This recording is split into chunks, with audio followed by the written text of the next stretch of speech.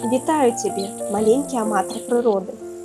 Сёння мы зазірнем у адзін з гарадскіх паркаў і пазнаёмімся з яго цудоўным жыхаром – драздом.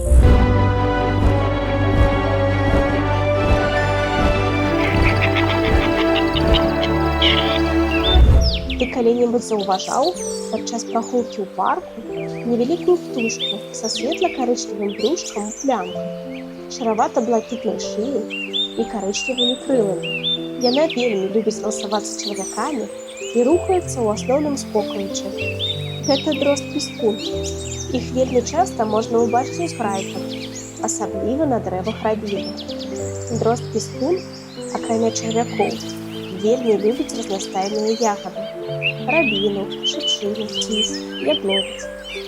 Вельмі распаўсюджаны жыхар паркаў, акрамя дразда-піскуна, гэта чорны дрозд. Пазнаць яго вельмі лёгка. Ён цалкам чорны, акрамя жоўта-аранжавай дзюбы.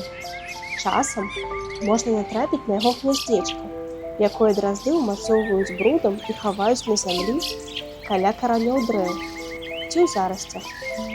Табе спадабалася гэтая прагулка? У наступны раз, калі будзеш у гарадскім парку, паспрабуй паназіраць за драздамі ды паслухаць іх спевы. Да сустрэчы ў новай вандроўцы!